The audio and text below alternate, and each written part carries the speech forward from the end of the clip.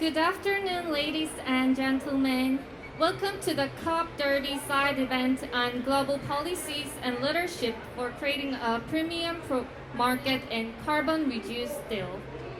On behalf of POSCO and POSCO Research Institute and our partner Korean Iron and Steel Association, I would like to welcome all of you and thank you for joining us today. My name is Park Jin-young, Committee Member for Young Generation at National Assembly Forum on Climate Change, and it is my great honor to serve as the MC for today's session. Today, this event brings together global experts to share the latest developments in carbon-reduced steel standards. By exchanging progress and policy insights, the seminar supports coordinated efforts toward a harmonized international system for defining, verifying, and trading low-carbon steel. To support this goal, the event will proceed as follows. We will begin with an opening session featuring two distinguished guests, followed by three key presentations, and conclude with a panel discussion and Q&A.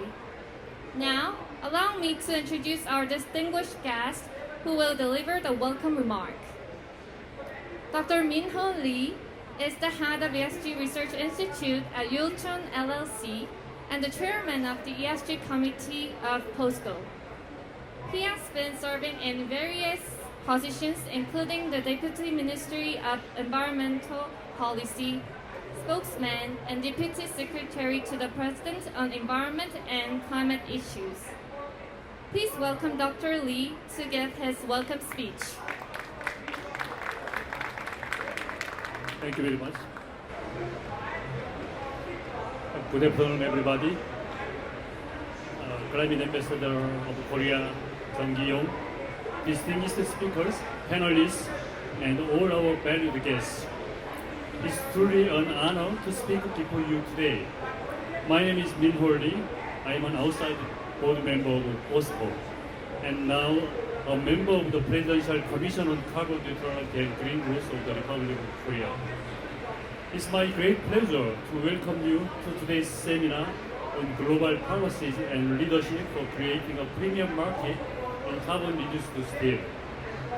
I would also like to express my sincere appreciation to the POSCO Research Institute and the Korea Iron and Steel Association for hosting this valuable and inspiring event. The steel industry has long been the backbone of global progress, and today it stands at the forefront of the world's decarbonization efforts. All of us here recognize how essential this industry is to achieving our collective net zero goals. The steel sector has made great efforts to decarbonize through hydrogen-based processes, electrification, recycling, and efficiency improvements. Yet, technological innovation alone will not be enough. We must now enable a transformation driven by markets and capital. To make that possible, we need clear and credible definitions and global standards for carbon-reduced steel. They are the very foundation for fair markets, trusted investments, and a level playing field in global trade. When the market recognizes and rewards carbon-reduced steel, decarbonization will accelerate not through regulation, but through value and demand. I hope today's seminar will serve as a meaningful step toward that collaboration, a space where we learn from one another, align on shared principles, and together shape a fair and transparent market for low-carbon steel. Once again, thank you all for being here and for your continued commitment to our shared journey toward global decarbonization. Thank you for your attention.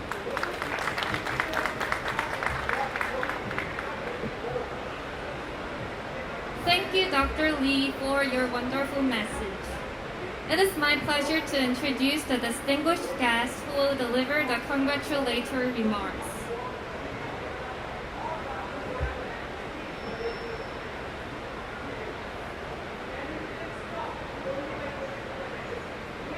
Dr. Ki Yong Chong is an ambassador and deputy minister for climate change at Korea's Ministry of Foreign Affairs. Ambassador Chong is a career diplomat who has led government efforts on climate change, the ROK-US alliance, international law, and Korea-Japan relations. Before his current role, he served as Director of Governance at the Global Green Growth Institute. Please welcome Ambassador Chong to deliver his congratulatory remarks.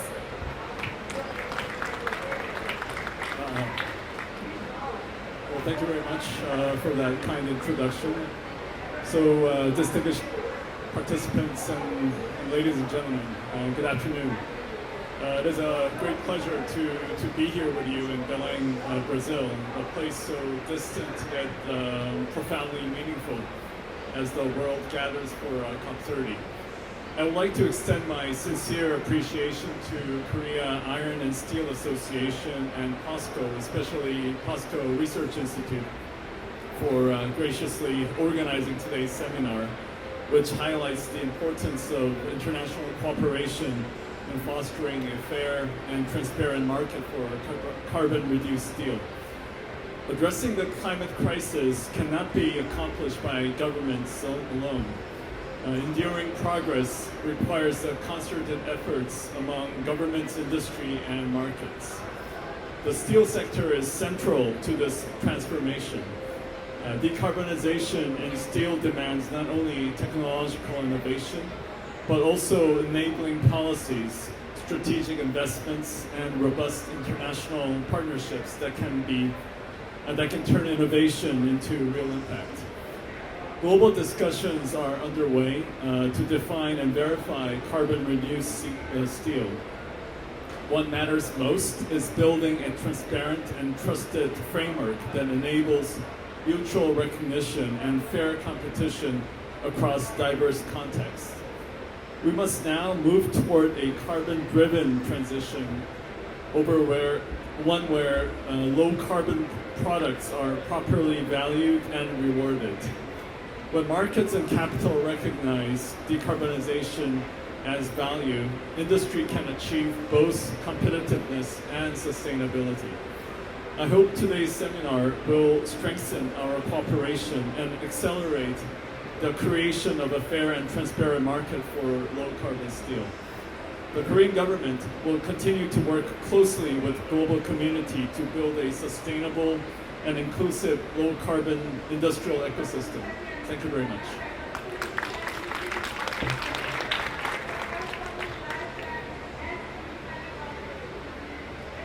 Thank you, Ambassador Chong, for your inspiring speech. Before we proceed, there will be a short photo session. We appreciate your patience for just a moment.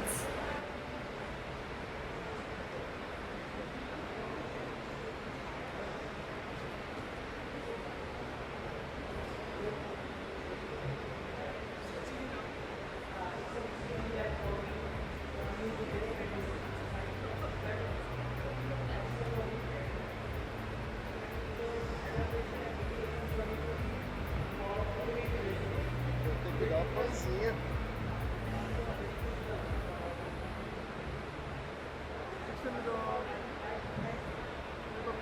One, two, three. One more. One, two,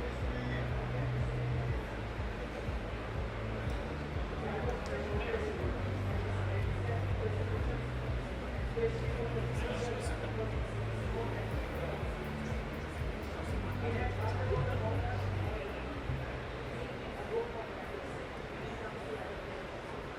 Now, I would like to move forward with our presentation session. Our first presenter today is Daniele Pelligotti, a convener of ISO TC 207 SC7 14067. Let's give him a big hand.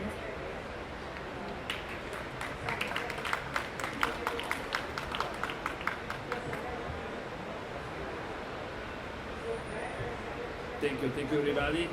thank you to POSCO and the Korean Iron Steel Association for the organization of this event. We also had a similar event last year. It was very, very interesting. So I'm happy that we this kind of continuation. And even before to go to my presentation, I'd like to say a couple of words because Dr. Min-Hong Lee say there is need for international standardization, common rules. It is a fundamental point. Dr. Ki Jong-chung say there is need for mutual recognition and not only to fair and transparent market. So this kind of need could be solved only having a universal standard, universal recognized rules for the codification and the further action. So I was already presented before, so I can move on to the main point of the presentation. And I am the convener of the working group responsible for the development and the revision of the standard, ISO standard for carbon footprint of product, ISO 14067. The standard you see on the right side. But what is important here is to have an overview of all the package of standard, ISO standard on carbon monitoring, reporting, and verification, and accreditation. You can see in the top part here, from the left, there is ISO 14064 Part 1 for the quantification of greenhouse gas at the level of organization. In the middle, there is Part 2 for projects. So we have organization, project, and product. And these are the three tools that is fundamental for the company to have a comprehensive quantification of the different kind of emission. And then you see below this line, there are other numbers. Sorry, we have a lot of numbers in ISO.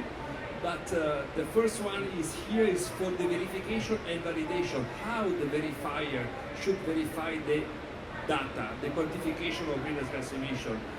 The number is 40,064 Part 3, and below there is a 40,065 for the accreditation, and below again 66 for the competence of people. And this part of the standard, the part below here, is not only applicable for the standard on the top, is applicable even for other set of rules. For example, in Europe we have EU ETS, and this accreditation system is based on this standard.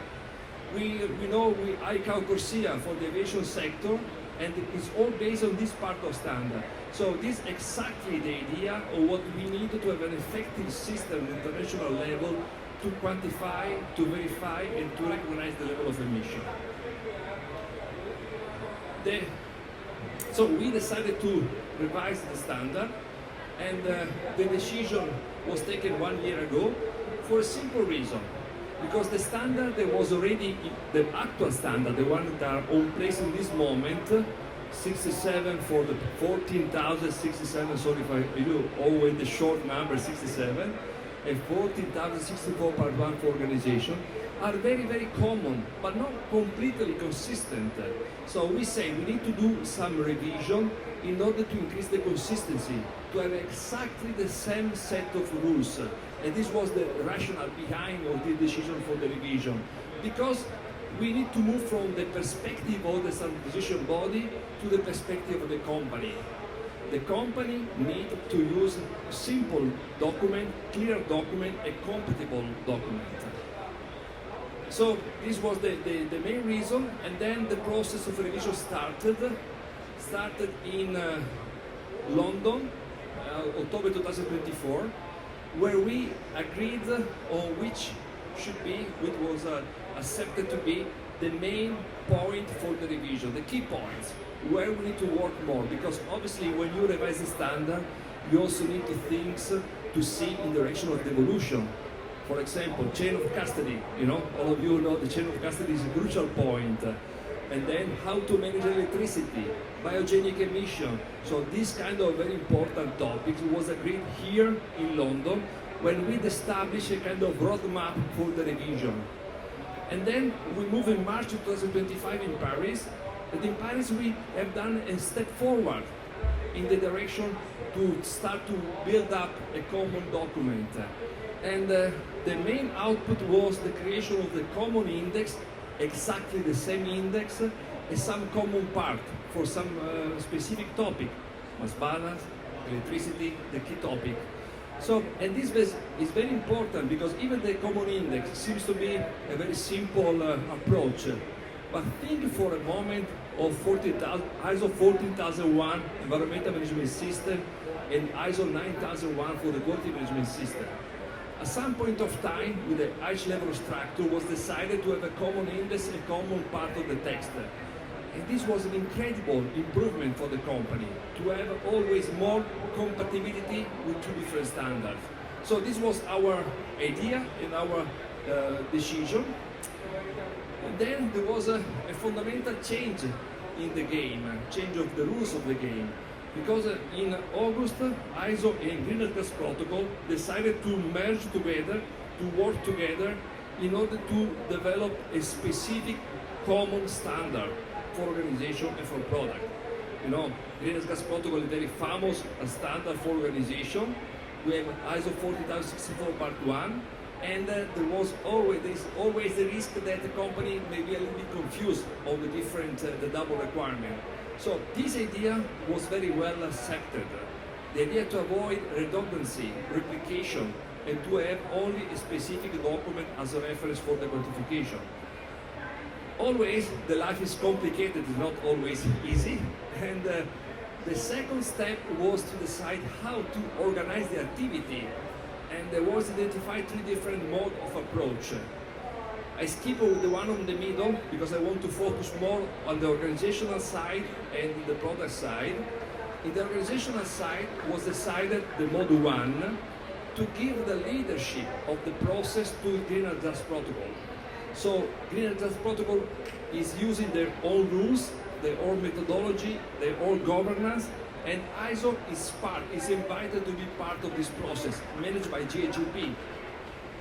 For the Mode 3, the one that is involved in my side on product, we decided to have a co-convenership. So co-convenership means that now we have two leaders. I'm the leader from the side of ISO, and Amir Safaei is the leader from the part of GHGP. So we have equal power, equal responsibility, we working together. And this is very useful in the idea to develop a common standard. Unfortunately, the approach is not the same for the organization, because for the organization, the leadership is in the hand of Greenhouse Gas Protocol. So now, you know, you can understand that the situation is more challenging if somebody is leading one part of the process and the other part is completely balanced. So we know that we need to face some challenges for the future, because this was a kind of disruptive activity in comparison with the past. But we are always positive and optimistic in these things. So the process of revision, next step is that now we had the meeting in Toronto. It was last month, and was the first meeting in conjunction with ISO and Greenhouse Gas Protocol. Some colleagues were from POSCO was there, so they know very well how was the activity. And the point is that we are building up the trust, the way of working, the key topics, the difficulties, and we expect to develop the next draft of standard for February 2026. So from now, from December until February, there will be 3 months that will be crucial for the development of this standard. And I also ask you if it's possible to support, even from the Korea Standardization Body, as much as possible, the contribution in this direction.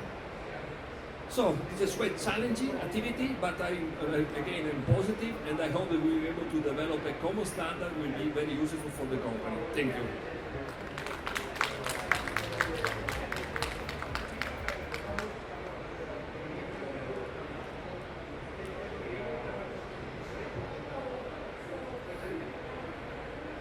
Now, let me introduce Ms. Claire Broadbent. She's a head of sustainability at World Steel Association. Please welcome her on the stage.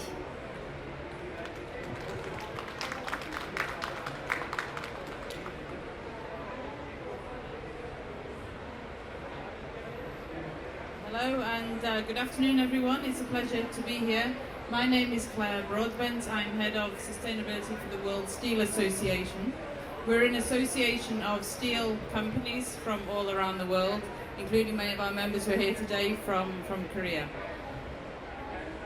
So, in terms of the work we're doing in World Steel, we have been accounting for our greenhouse gas emissions for more than 30 years, using many of the standards that Daniele has referred to, the ISO standards, and we've been collecting data from the steel producing companies from around the world so that we can understand not only our climate impact, but also the environmental impact. Nowadays, there's quite a lot of discussion on low carbon products in the steel industry, but also elsewhere. And the question is, how can we account for the emissions for low carbon steel products in different ways that have been done traditionally?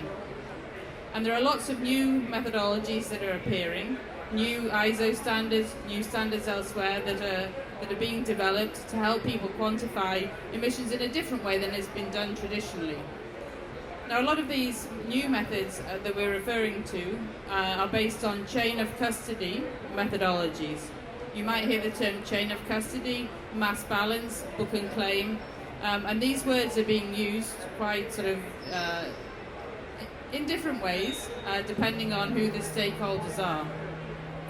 But it's not really a new approach. It's something that has been around for a long time, where we look at fair trade products, and when you're looking at buying some orange juice, some coffee, some chocolate, how you can track what's in the product, where it's come from, and how when it's combined with other sources of oranges or cocoa beans, how those can get mixed together. And then it's about tracking those through the supply chain.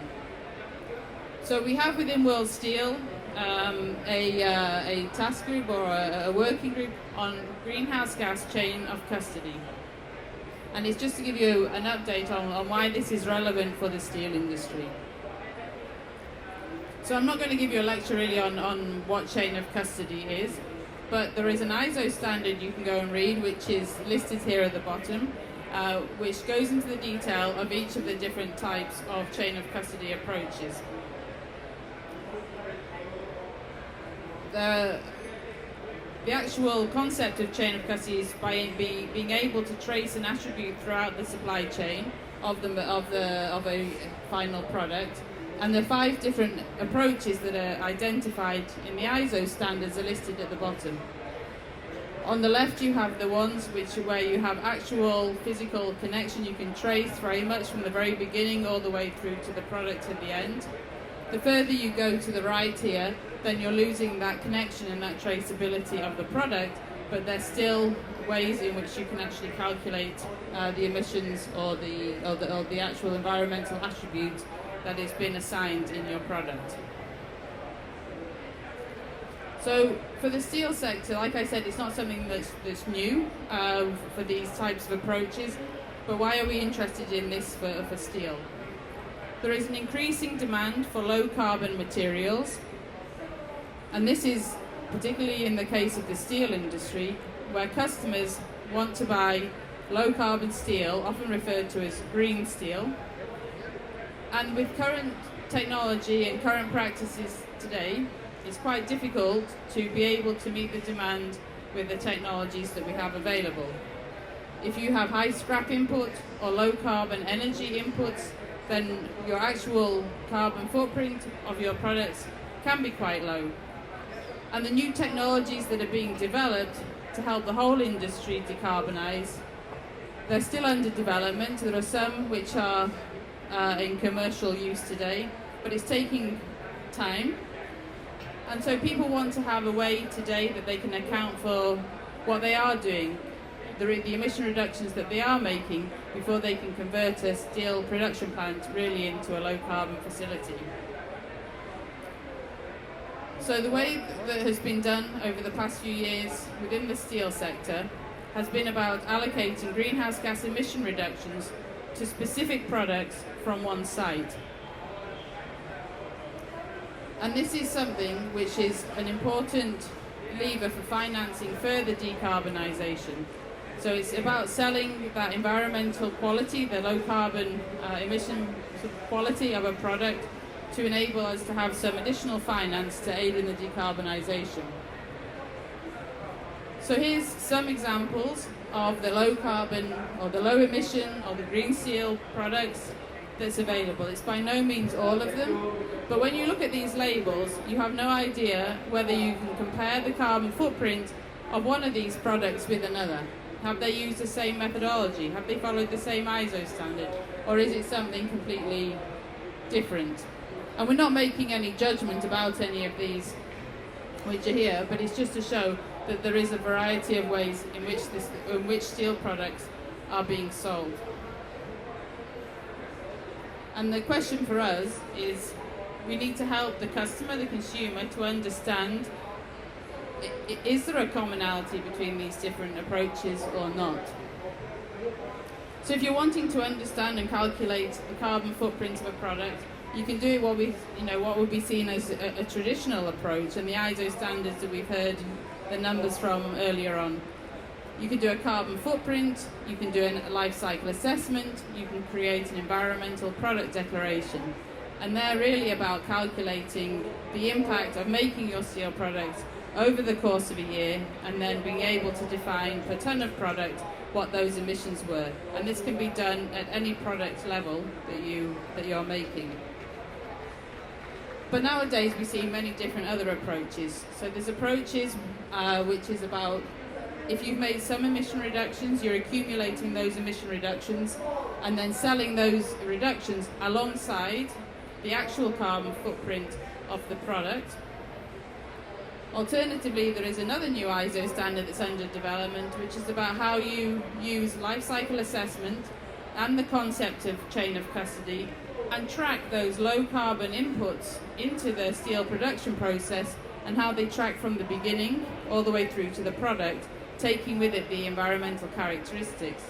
So for example, if you're using green iron, if you're using bio-based inputs, low carbon energy, as long as it's additional, as long as you're investing additionally in the process itself, you can actually track those emissions in a different way by using chain of custody LCA. This is a new standard that's under development, so anyone keen on this topic can come and participate. And then on top of that, there's another way of accounting for emissions, which is based on environmental attribute certificates, often referred to as the book and claim approach, where some steel companies sell different products. They sell a steel product with a carbon footprint, but they also sell environmental attribute certificates, and these are the low carbon, the low CO2 emission certificates. And they sell those decoupled from the actual steel product themselves. And these ones are the ones which are referred to as book and claim, and different organisations are developing these. But within World Steel, we've been, within our working group, we have a very active working group of members from around the world. And the aim of our approach is to try to put in place the guardrails for companies who are using these approaches to actually follow the same types of rules, so that when customers are looking at these numbers, other stakeholders, they've actually got something that is comparable. So what we say is we calculate the carbon footprint. We then, on top of that, calculate the emission reductions from projects that were implemented after the date of the publication of your carbon footprint in the first part. You can bank those emission reductions, and then when you're selling your steel products with the initial carbon footprint from the beginning part, you can sell your customer the product with the carbon footprint, and if they're wanting to reduce their upstream emission, CO2 emissions, they can purchase some of these certificates alongside the steel products that they're purchasing to help them reduce their emissions. So we've developed these guidelines. JSW in India are actually the first company that have used our guidelines to develop their green steel product, which is called here Green Edge. Just before I go on that one, we did have, as part of this process, so we published those, we had a stakeholder consultation to make sure that what we've been developing, what the feedback is from external parties. We did find that in general, people were quite happy with the fact that we were trying to put in place guardrails to make sure that the different systems out there are comparable. But there is some concern about all of these different chain of custody approaches in general, not just the steel industry ones, but also other industries. About transparency, making sure that what you're reporting, what you're selling as certificates is very transparent. About making sure that you're not double counting. About making sure that these are not something that should be going on for decades into the future, but they should really be helping to drive decarbonisation of industry. And it's not something that should be used by themselves. They should be used in conjunction with your company's transition plan to become net zero by your target date. So you make these smaller reductions now, but you have to keep the intention of making the bigger reductions once the technology is available. These are the examples that I mentioned earlier about the book and claim systems. Basically, it's a fast-moving area. There are lots of systems being developed, and it's very important for us as an industry to be able to keep track of them so that we can make sure that the right guardrails are in place and to make sure that we're compatible with other industries. So just to conclude, there's many different organisations, many different types of organisations and stakeholders who are working on this topic, who are using them or using the concept of them in public procurement, private procurement, throughout different industries in different standardisation processes. So our key issue here is to make sure that each of these systems that are being developed are done so with the maximum transparency and from a cross-sectoral perspective so that we can be aligned with others as much as possible. And thank you for your attention.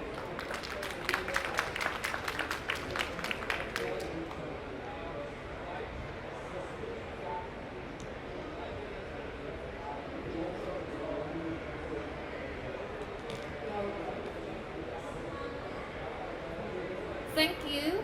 Now allow me to introduce Mr. An Yoon-gi from POSCO Research Institute. Please welcome him.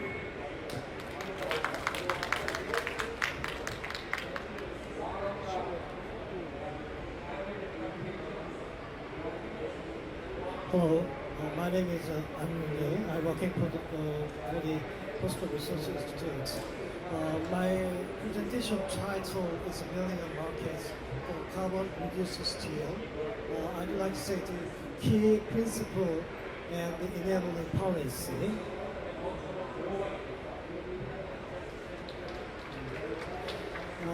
Let me introduce, I will speak about the roles. The global community is transitioning toward a low carbon and a circular economic system centered on the OECD, EU, and the WEF. Key initiatives include the OECD production and the product method approaches, the EU's product integration policy, and the WEF's circular economy initiative.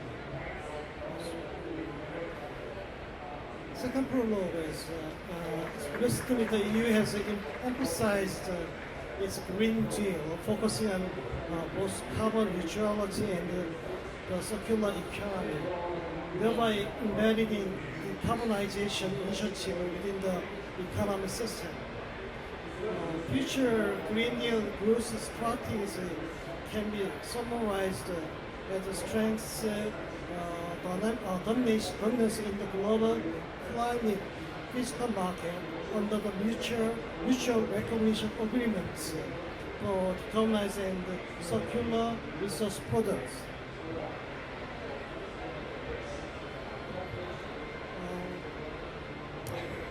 The first slide I showed that since the UN adapted its Sustainable Development Vision in 1987, ISO has prepared international standard to foster eco-friendly and climate fiscal markets.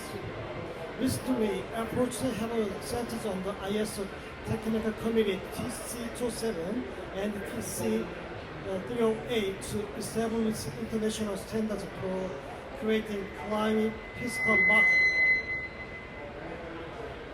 Notably to reduce the greenhouse gas emission in product supply chain and establish climate fiscal markets.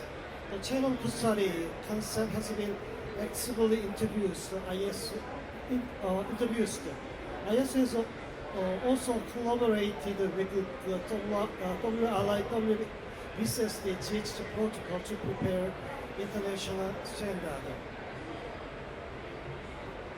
Meanwhile, the WTO has emphasized the needs for the international standard for calculating greenhouse gas emission from products manufacturing process on the two occasions, in June 2022 and September 2024.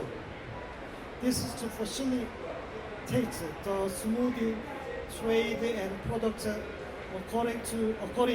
accounting for greenhouse gases, with the steel industry being the primary target given the EU ETS CBAM. Accordingly, the UNFCCC Climate Club and the IEA are collaborating to prepare this international standard. Furthermore, the World Steel Association is preparing an international standard taking into account the ISO international standard. A key features of both sides international standard discussions is that they link the calculation procedure and the recognition system to ISO international standard.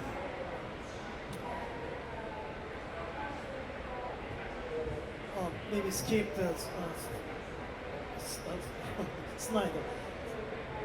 This slide illustrates the global principle that international calculations standard must adhere to for carbon reduction products and steel to be traded smoothly on the global scale.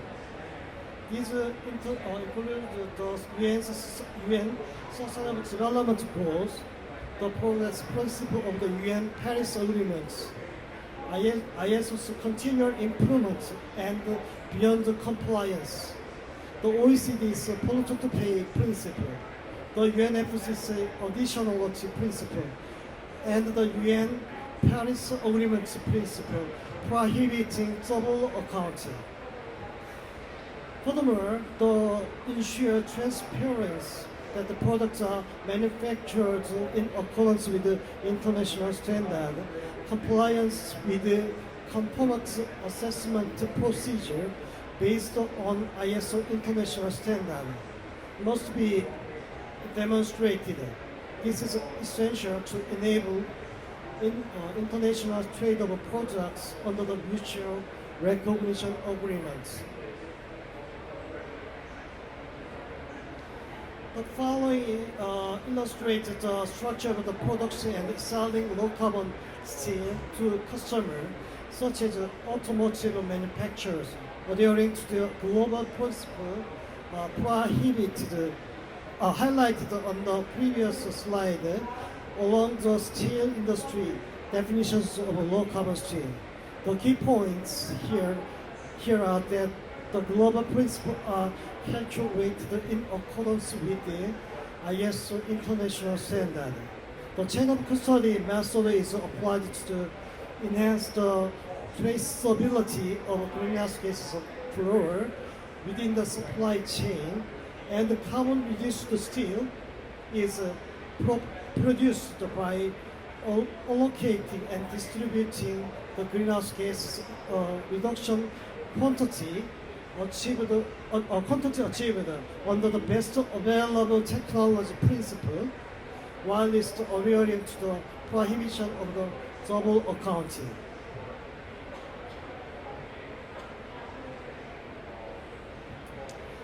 This slide is the current progress and next steps. Unfortunately, policy recommendation by the government, recommendation by the Korean steel industry to foster carbon reduced the steel market, specifically a carbon premium market, considering costs invested in greenhouse gas reduction. Naturally, the Korean steel industry must actively participate in the COC certificate guide to industrial standard promoted by the World Steel Association.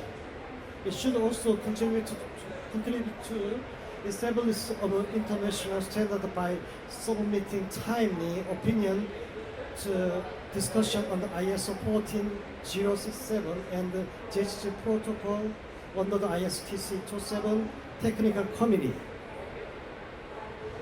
Furthermore, to enable the creation of the premium markets for low carbon steel under this international standard, the best available technology list for the steel industry must be reflected in the regulation of Ministry of Trade, Industry and Resource (OTR) and the Ministry of Energy and Climate Environment. Additionally, a carbon reduction recognition and certification system compliant with the ISO international standard must be established under the Materials Environment Protection Act and the K-Steel Act, establishing a mutual recognition system. This is essential to effectively respond to changing the global trade market condition, market condition, such as CBAM and DPP, digital product passports, and to lay the foundation for the strength, the sustainable competition, or competitiveness of our steel industry.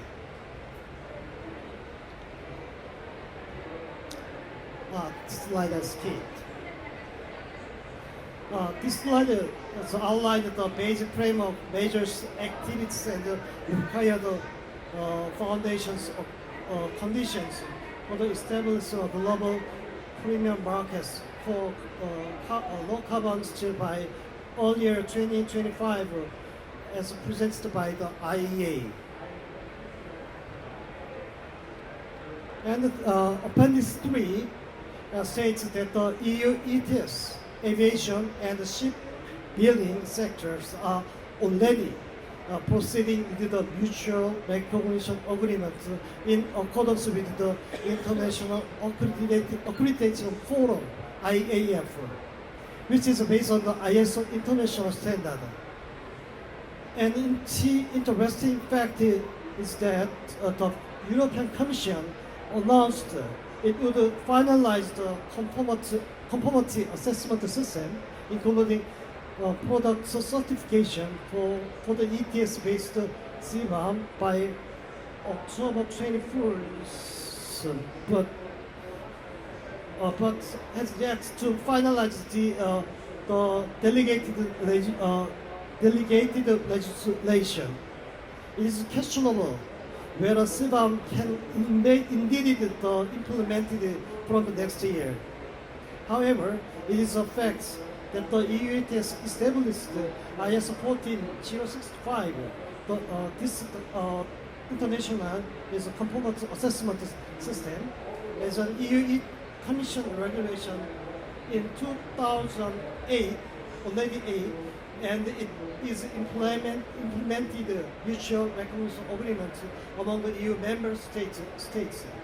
Our government and the steel industry must take note of this and negotiation CBAM with the EU Commission. Thank you.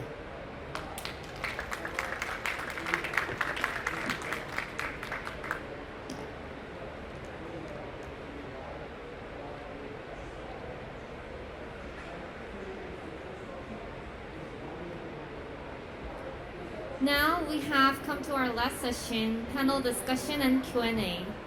For the speakers and panelists, please come up on the stage.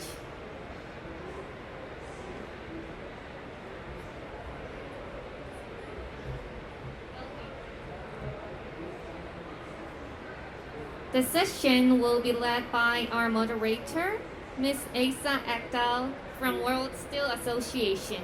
She's the head of Environment and Climate Change. Now, let me introduce our panel speakers for today's discussion.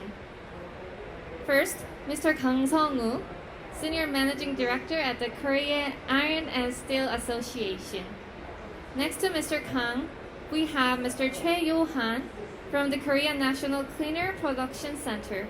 He serves as team leader for LCA and domestic secretary of National Institute of Standards and Technology. We have Dr. Tesuka Hiroyuki, a fellow at JFE Steel Corporation. Finally, Mr. Yoon Jin-young from Ministry of Trade, Industry and Resources, Republic of Korea. Mr. Yoon is the Director of Climate Energy Trade Division. As we are running slightly behind schedule, I kindly ask our panelists to keep their remarks brief. Thank you very much for your understanding and cooperation. All right. Can you hear me? It's okay? All right, good. So I can't really hear me, but it's it's fine. So I'm Åsa Ekdahl, as you heard. I'm Head of Environment and Climate Change at the World Steel Association. I'm really happy to be here and moderate this panel for you all today. So as we hear the demand side policy, so the demand side of the equation of supply and demand of low carbon steel.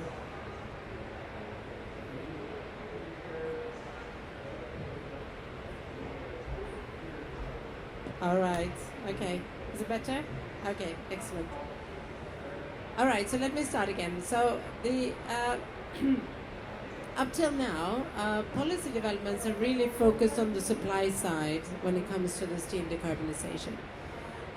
But we also need the demand side. It's absolutely crucial for companies that they have a possibility to sell their products. And in the case of the steel industry, we also know that most of the low carbon technologies and all of the very low, near zero breakthrough technologies are going to be more expensive, at least for quite a while going forward. So we need the market pull, and we can get that, of course, in different ways through government policies such as public procurement or by private procurement initiatives. And then also with these other initiatives that we've heard about now around chain of custody. So we're going to dig into this discussion a little bit here. And let me start by turning to you, Mr. Kang, and ask you if you want to comment on the necessity of the international standards for carbon-reduced steel. So. My name is... Maybe very close. Okay, yeah. My name is Kang Song-wook from KOSA, Korean Iron and Steel Association.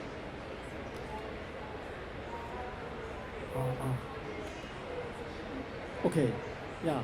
Once again, my name is Kang Song-wook from KOSA, Korean Iron and Steel Association.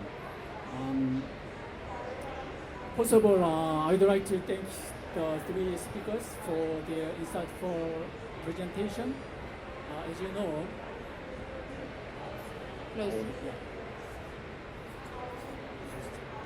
decarbonization, the steel industry requires a long period of time. Okay. Korean steel industry is developing hydrogen-based iron making technology, so-called HYREX. HYREX is a main method to achieve the net zero. However, the commercialization of HYREX is expected to after 2037. Before the technology become available, Korean steel makers are planning various investments to reduce emission through transitional measures. During this period, it is important that these efforts and investments are properly recognized and supported in the market. The Korean steel industry is planning to build electric arc furnaces and adopt hybrid steelmaking method. In specific, we are introducing the melted scrap charging method, which increases scrap use by adding pre-melted scrap into converters. We are also developing oxygen top and bottom blown converter technology to use more scrap in converters. These efforts represent the industry proactive step toward decarbonization before Hyrex become available. Despite significant investment operational cost. Therefore, to maintain competitiveness, these traditional reduction efforts must be recognized and incentivized in the market.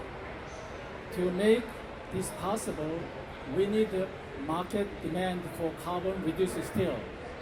And to create such demand through policy, we first need to define what carbon-reduced steel is. Korean steel industry is conducting research to create a market for carbon-reduced steel together with the government. During the transitional period, before Hyrex is commercialized, the Korean steel industry is reviewing a scheme in which emission reduction achieved through decarbonization project are verified by third party and issued as certificate. Our aim is to ensure that emission reduction from these projects are reflected in the market, allowing companies' decarbonization effort to properly value. In particular, Korean steelmakers prefer the allocated CFP, carbon footprint of product approach, which allocated verified emission product reduction from projects to specific product, thereby lowering their CFP value. Japan is also showing interest in this approach. The World Steel is currently working on chain of custody guideline to review the possibility of establishing a standardized methodology. We believe this is a practical and effective interim solution before the full deployment of Hyrex, as it is acknowledged diverse reduction activities such as increased scrap use and HBI utilization. However, since this approach is still under discussion within ISO and World Steel, international standardization will be key to its broad adoption. Once the carbon-reduced steel defined, it must be linked with the market creation policy. As Dr. Ahn mentioned earlier, carbon reduction investment must be recognized in the market to maintain industrial competitiveness and to create continuous incentive for decarbonization. Policy support is needed, such as incentivizing carbon-reduced steel in public procurement policy to help create an initial low-carbon market. However, since most public procurement currently use EAF-produced long products, separate measures are also needed to stimulate demand for flat product produced from blast furnace. Japan's clean energy vehicle program is a good example, as it provided financial incentive for vehicle manufactured using low carbon flat steel product. The important thing is that the definition and methodology of carbon reduced steel needed to be recognized internationally. Both World Steel and ISO are discussing the possibility of introducing the concept of allocated CFP method and how it should be utilized. At the same time, it is important to address concern from some environmental NGOs about allocate project-based reduction to final product. Once the allocated CFP method is standardized internationally, emission reduction can be calculated more accurately and transparently, helping to address concern about greenwashing. International standardization will take time, and close cooperation among major steel producing countries will be essential. We believe that Japan is also interested in introducing allocated CFP methodology. So we hope to strengthen cooperation between two countries to advance international standardization. Decarbonizing the steel industry is a long-term and complex journey. Korean steel industry will continue to pursue various traditional emission reduction projects until HyREX becomes commercially available.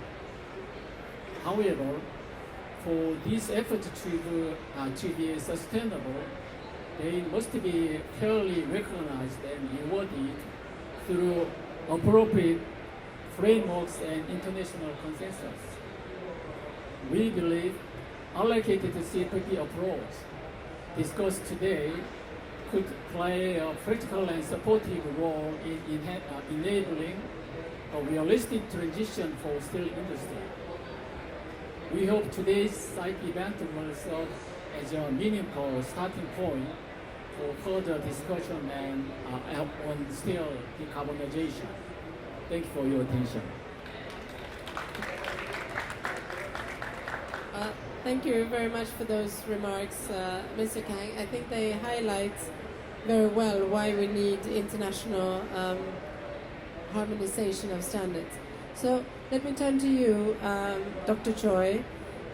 Could you tell us a bit about this harmonization and the linkage plans between the ISO 14067, which is about carbon footprints, for those of you who don't know, the World Steel Guidelines that we've heard mentioned several times, and also what's going on in Korea with the national standards as well?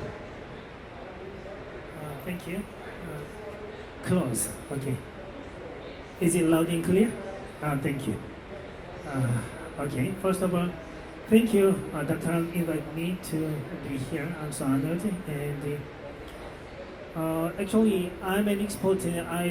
I'm not a representative of Korea Agency of Technology and Standardization. However, as a member of IST 607, especially SSC 5 and 7, which is life cycle assessment and carbon footprint area, I want to share with you some.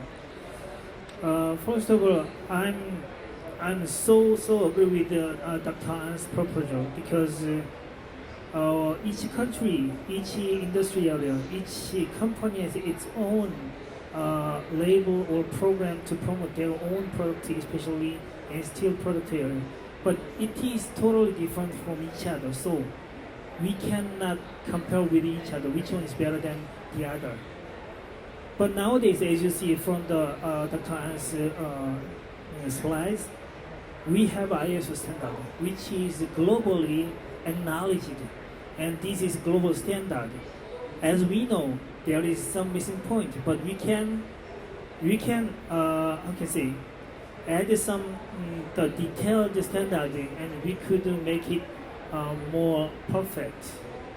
And I think in that way, like World Steel Association trying to prepare like COC guidelines, I think this is very important, because ISO 22095 already published, but only wood area, the other area we don't have sector-specific standard. And as you see from like steel, aluminum, and the oil refinery and chemical, this kind of raw material area, it is very difficult to reduce their carbon emission. So in this case, there is no other way. I think this is Wow, COC. Okay, do you hear me? Okay, I'll try to my best. Okay, so I think we need to develop this kind of approach because when I very first time I recognized this COC and the can claim or this kind of approach. Oh, this is greenwashing because it is not real. But there is no way for POSCO in Korea. We do have a caucus furnace. So without this furnace, we cannot provide the carbon steel for our automotive industry. Then, if we need to resolve carbon emission in our steel and iron industry, we lose our price competitiveness. This is insane for Korean industry. So I think I know that greenwashing is bad things, but we need to find some way. I think this seriously could allow us to have a way to go forward. Especially, I think likewise, this kind of raw material areas, we need to actively or proactively, aggressively accept this kind of concept. And I think I'm so surprised when ISO TC 2000-SC7 accepted this concept within IS 14067 and IS 077 because we do not think that this is possible. But nowadays it is possible. So I think we already seen from the Daniel slides and Mr. Brent, am I pronouncing this correct? Okay. So we saw that it is already going on in the IS standardization and the Steel Association. So I think it is time for Korea domestically because in World Steel Association preparing these guidelines, but it is not yet a final policy. So within as a Korea standard level or sector specific product standardization level, we could prepare more detailed, especially each product by product. And if we could provide more detailed and because Korea is a top 5 country within this steel and iron industry, including with Japan. So if we prepare these things and if we cooperate with the Japan Steel Association, I think we could set up. I'm doing my best. If we could set up this Japanese industrial standard and Korea standard together, and we could propose international standard, then I think our product of steel and iron could be accepted by the world market, environmental more friendly, especially carbon resistant. Thank you. All right, we continue despite from this thunderstorm, I think. We're running. What? Oh, you have some slides, or yeah. Can we get the slides from Mr. Tsuzuka? What?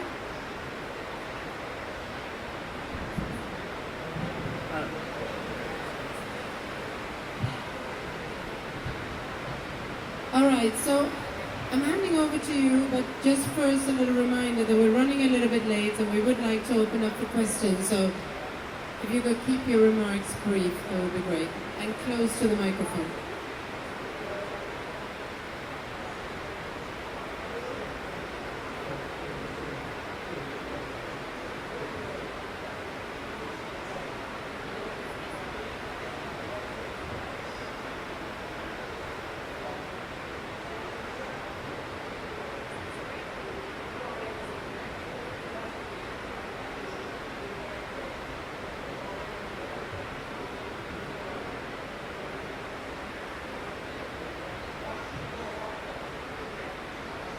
Thank you very much for the kind introduction. I try to be very loud. My name is Hiro Tezuka from JP Steel, and on behalf of the Japan Iron Steel Federation, I'd like to share our experience on the green steel market development. We are on the same boat as the Korean steel industry, so I don't want to repeat the same standardization, transparency, chain of custody issues we are sharing the efforts and promoting the global standardization of those processes. But having said this, we do have another big issue to be shared on the promotion of green steel. That is market development. Here is a green steel roadmap, technology roadmap. You don't need to read this. This is kind of what I say is there is no silver bullet exists in the steel industry. It will take decades to completely decarbonize the steel making process using green hydrogen, green electricity, green energy, and so forth. So during this long time transition period, we do need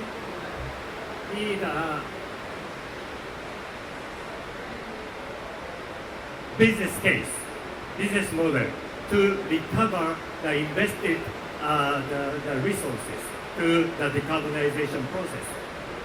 You see, this is a carbon footprint from 2020 to 2050.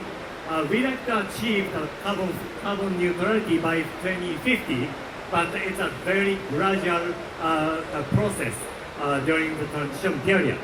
And carbon reduction, the blue triangles, that is an area we generate value to the society. We need to be appreciated or recognized by the customers for those achievements with green premium. To make that possible, standardization, chain of custody rulings, common guidelines are necessary. So the background of those efforts, that this business model issue is the most important part.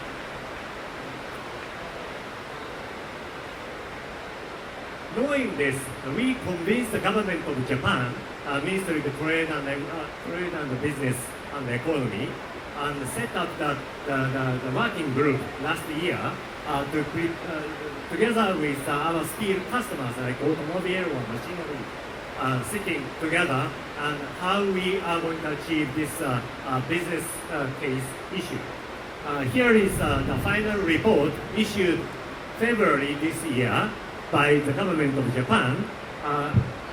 They call this green steel for GX, green steel for green transformation. With additional effort, additional investment, gradually reduced carbon footprint steel must be recognized and rewarded by the customers. So, government of Japan, after that, government of Japan started introducing a couple of policies. First is promoting GX value and recognition in international standards, including World Steel Association Common Guidelines, ISO, or GHG protocol. So we are dispatching our members to those initiatives. Second one is enhancing the utilization of carbon footprint for the steel products. So the Japanese steel companies started using carbon footprint numbers in selling our steels. The third one is providing support to the demand side, not only the supply side, as Osa clearly mentioned. There must be some kind of policy support for the steel customers to use green steel.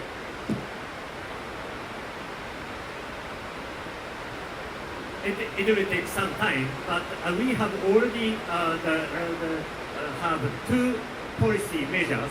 First one is that Ministry of Environment of Japan put our green steel using chain of custody methodologies in their public procurement rulebook.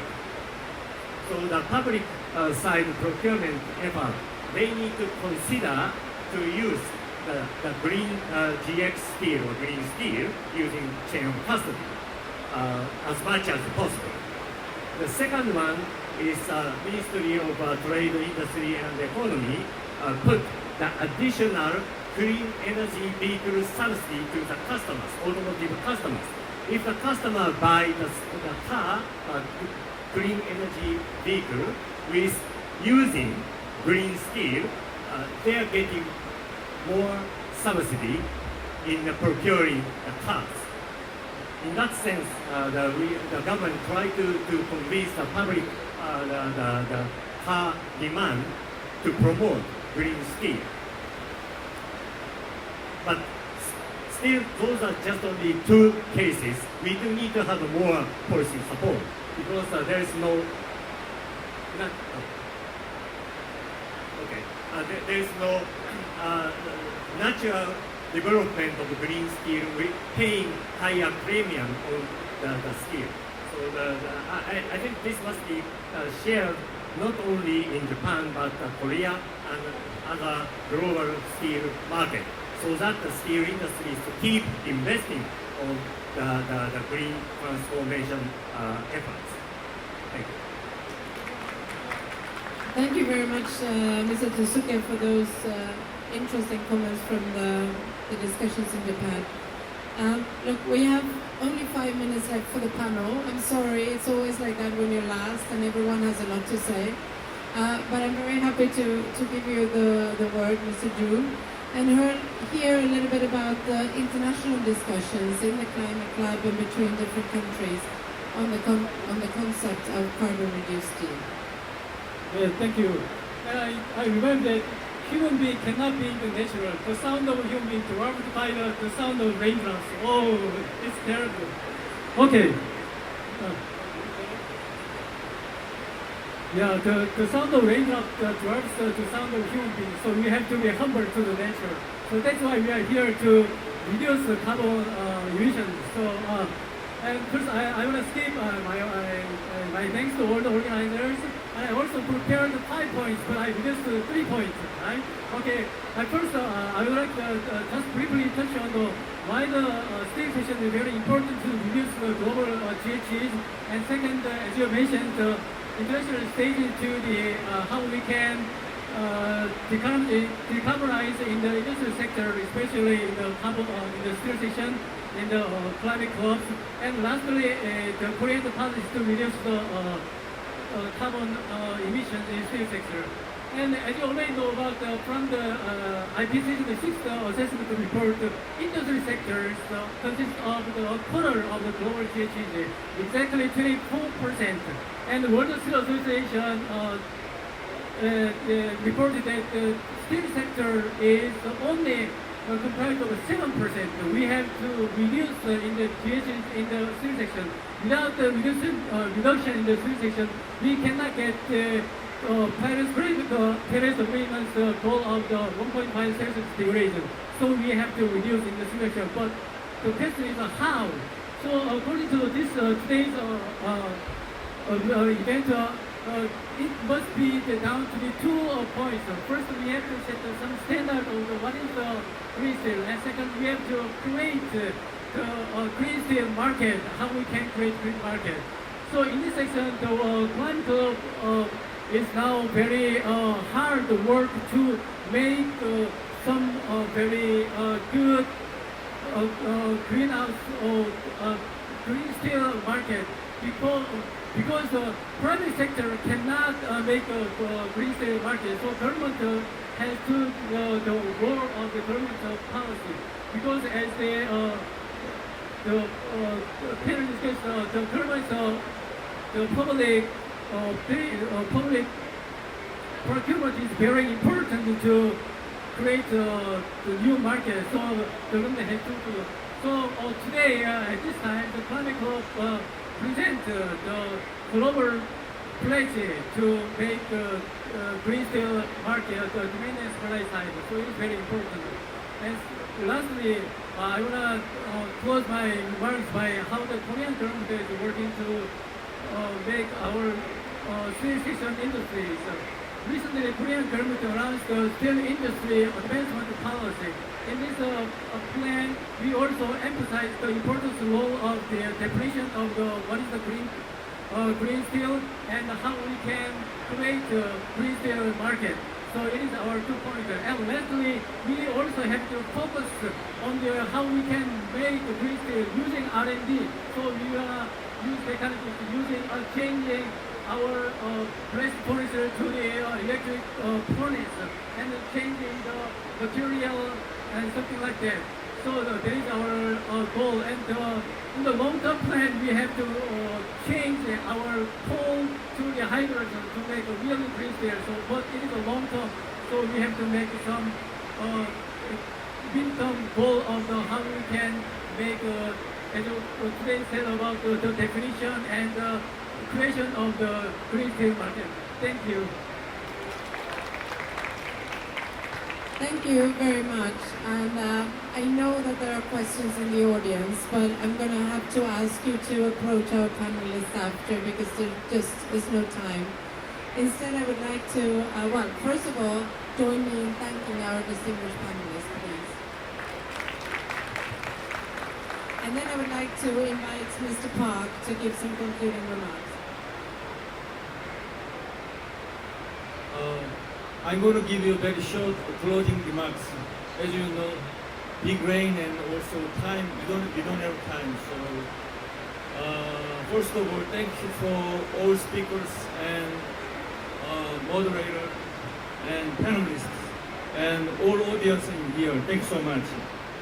I hope that the discussion and idea shared in today's session will become a meaningful step toward practical international standards for low carbon steel and toward real action on the ground.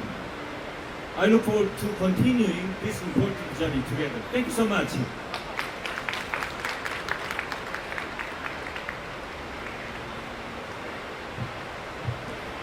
Thank you, Mr. Dylan Park. Your reflections have provided an important perspective as we conclude today's discussion. Before we close, I would like to once again thank all speakers and participants for your valuable contributions and engagement throughout this session. Thank you for being with us today. We wish you a productive remainder of your day, and we look forward to meet you again in future events. Thank you very much.